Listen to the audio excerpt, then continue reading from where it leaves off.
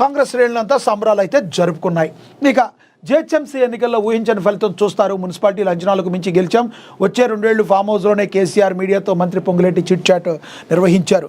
ఇప్పటి వరకు మీరు లేదనుకున్నారు, మరి పంచాయతీలు గెలిచేసాం, మున్సిపాలిటీలు గెలిచేసాం, వచ్చే జిహెచ్ఎంసీ ఎన్నికల్లో కూడా గెలుపు మాదే, మీరెవరు కూడా ఎక్స్పెక్ట్ చేయరు. ఎందుకంటే ప్రజలందరూ కూడా మా వైపు ఉన్నారు, మాతోటి ఉన్నారు, మేము చేస్తున్న అభివృద్ధిని కాంక్షిస్తున్నారు, కాబట్టి మాది గెలుపు అని చెప్పి పొంగులేటి శ్రీనివాసరెడ్డి అయితే మరి చెప్పడం అయితే జరిగింది. వచ్చే 2 ఏళ్లలో కేసీఆర్ ఫామ్ హౌస్లోనే కూర్చోవాలని, మున్సిపాలిటీ ఎన్నికల్లో అంచనాలకు మించి విజయం సాధించామని మంత్రి పొంగులేటి శ్రీనివాసరెడ్డి తెలిపారు. మంగళవారం మీడియాతో ఆయన చిట్ చాట్ చేశారు. ఎన్నికలకు ఏడాది ముందు వచ్చి ఏమైనా హడావిడి చేసే అవకాశం ఉంటుంది, అప్పటిదాకా కేసీఆర్ వచ్చేరా లేరన్నారు. సిపిఐ కాంగ్రెస్ పార్టీ మధ్య అన్నదమ్ముల పంచాయతీ మాత్రమేనని, జాతీయ స్థాయిలో మా పొత్తులు ఉన్నాయని, భవిష్యత్తులోనూ కొనసాగుతాయని ఆయన పునరుద్ఘాటించారు.